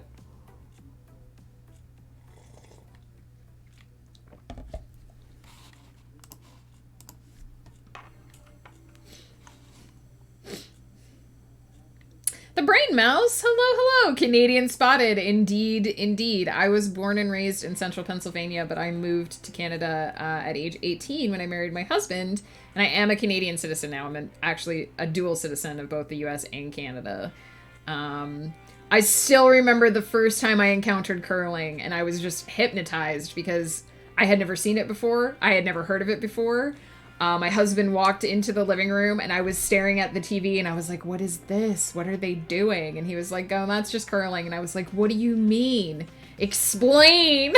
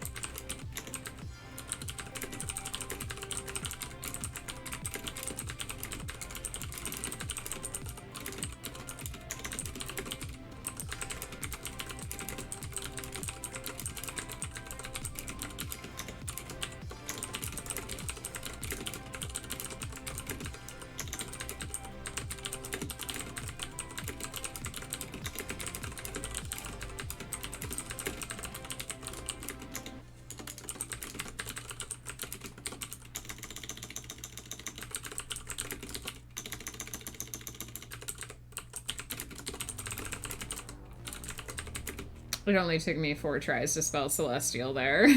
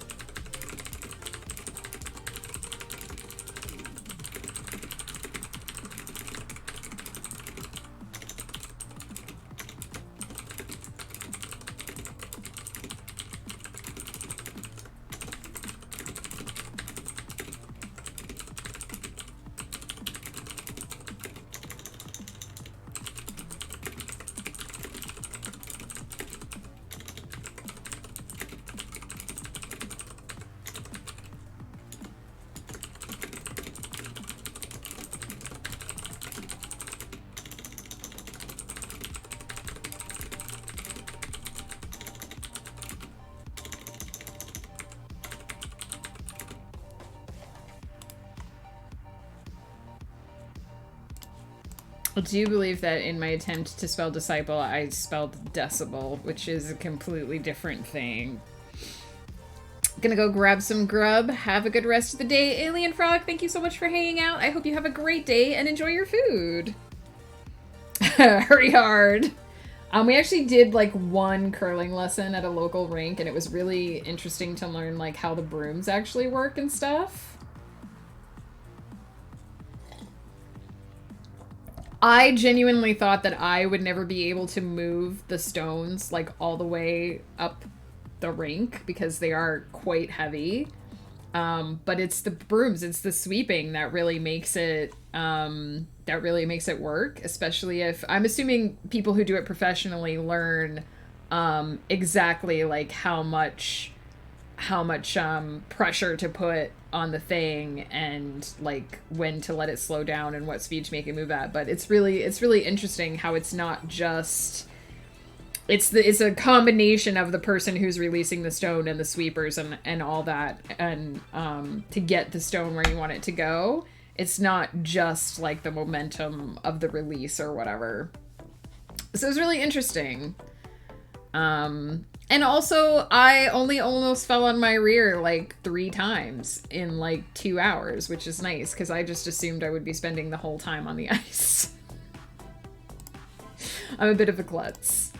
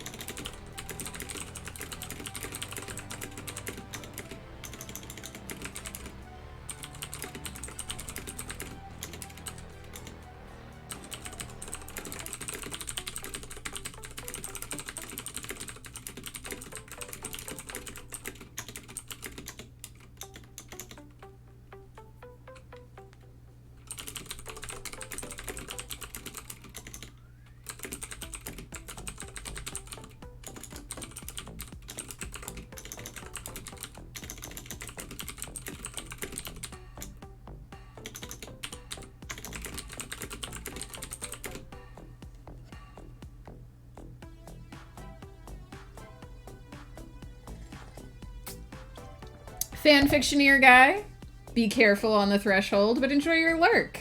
Nice to see you.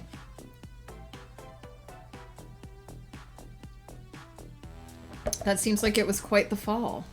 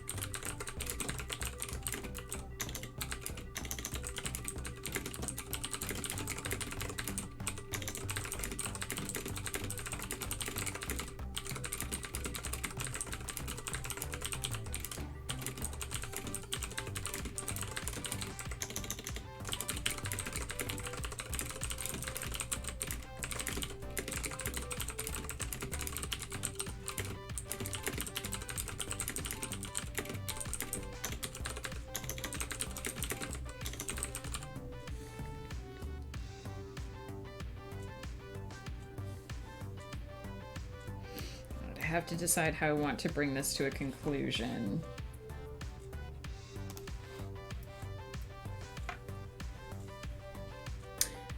Been working on the last chapter of my original for the past hour. Feels my face from the lurk button. Hello. Hello! I even posted a chapter to one of my 2 available works that you can read over on AO3. Nice! You can post a link, fanfictioneer guy, if you like. I'm perfectly happy with that. Comf writing has been going pretty well today. Like I said, it's not been one of those big wording days. It's mostly been about the world building and the development and having a little bit of fun, and I've definitely had fun with this. In that last sprint, I believe we wrote 814 words. Pretty darn good. And I'm just going to bring this to a conclusion here. I'm pretty much at the end.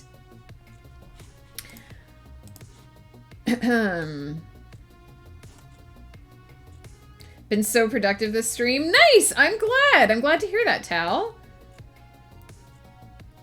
That is, I mean, one of the reasons why I do these streams and why I enjoy doing these streams is because I'm doing this writing anyway. Like, if I wasn't hanging out here with you guys right now, I would be doing the same thing.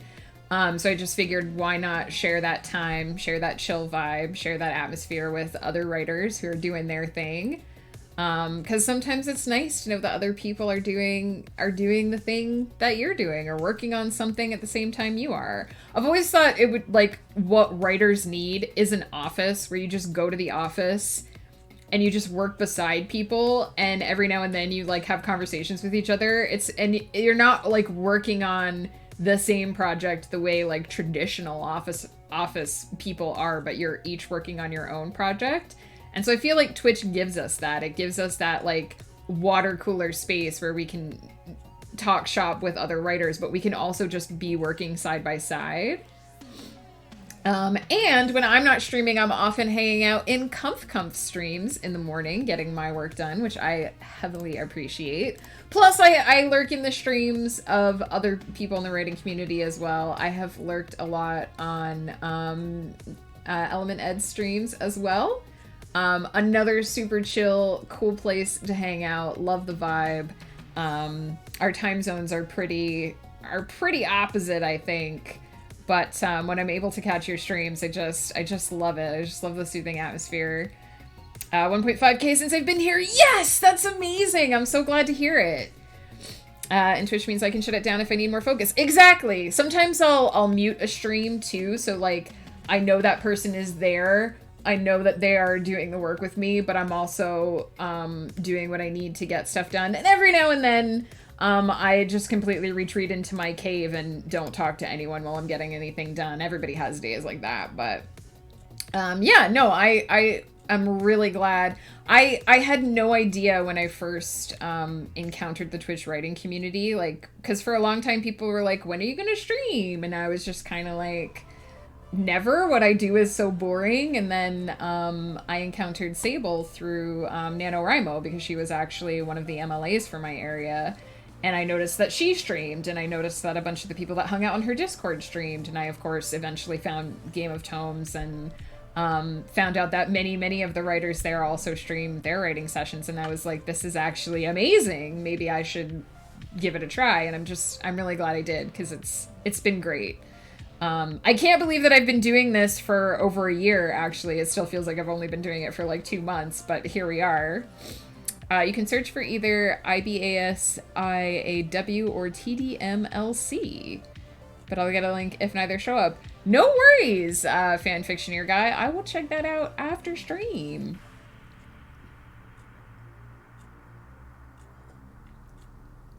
All right, I just have to bring my little parable to a conclusion here.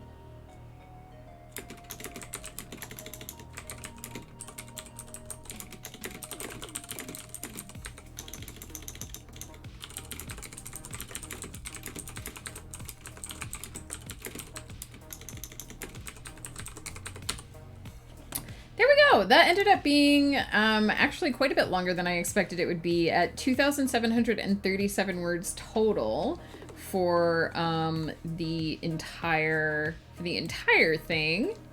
That last little bit, 1,248 for the second little story there. It's fun to write these little parables, these little sort of mythological stories that explain an aspect of the world and why it works the way it is, and why people worship these gods in order to sort of explain their world and sort of how things work for them. So I'm really happy with that. And I'm happy to be building up a bit of a base of these gods so that I can do some more stuff with them later, some more stories. Back again for the third time. Life feels hard today. I'm so sorry, Peter. I hope you're able to get some rest sometime soon. You really deserve it. Don't give up. Sleep will hopefully find you. 27 sexy words. Heck yeah. all words can be sexy. Welcome back, March with the Gray Eyes. Stuck in 2 ads right now. I have something that I wanted to ask. Have you seen the trailer for the new adult humor cartoon show called Digital Circus? I have not. I feel if I had to fight a god, I'd go for the old dirt in the eyes, kick in the man purse, then right in the kneecaps. It also could be March of the Gray Eyes. It could be my region. If it's not readily available in my region, I might not see ads for it.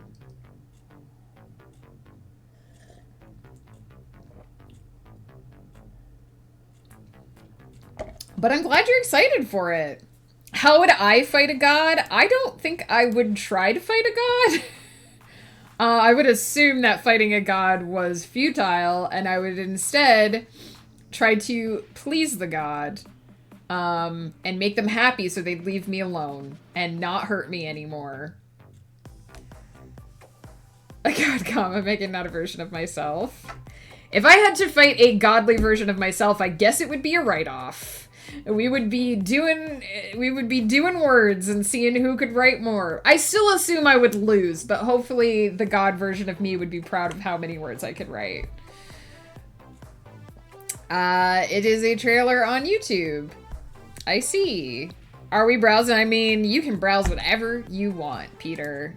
The emote is there to be used freely.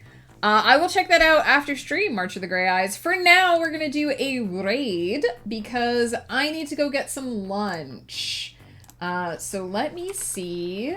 You guys might hear double stream sound for a hot second here. Let me see who is around and doing work that we can drop in on.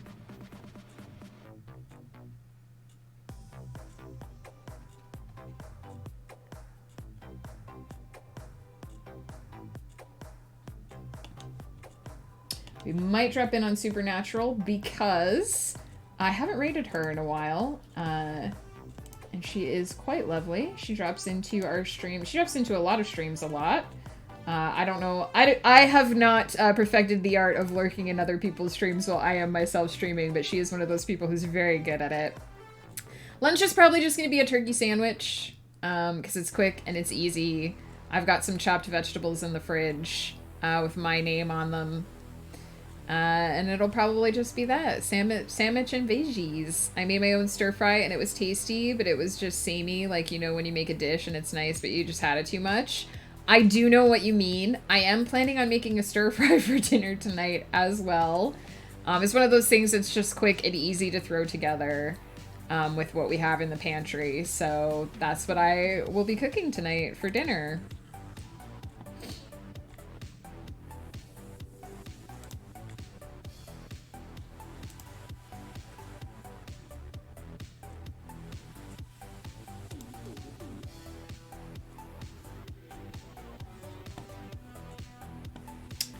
Gosh, you know, Crow is also doing co-working, it looks like, so maybe we'll head over there. I haven't rated him in a while either. They're both very lovely. Let me get a shout out for Supernatural She's been going longer, so she might be closer to ending. But check her out, give her a follow. One of the people who found me early on when I started streaming. Always nice to hang out with. She's often doing Pomo and very high energy. Nice to hang out with and chat with. Very passionate. And we will go over and say hey to Crow, who is also doing Pomodoro co-working.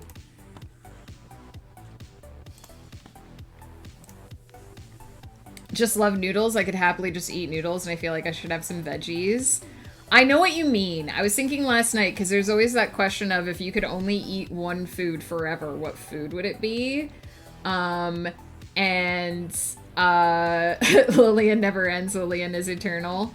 Is that true? Does she just stream all day, every day? But I would believe it. She streams way more often than me. Because I know Ghost Pepper would choose nachos as his, like, if he could only eat one food forever for the rest of his life, it would be nachos. It would be endless nachos.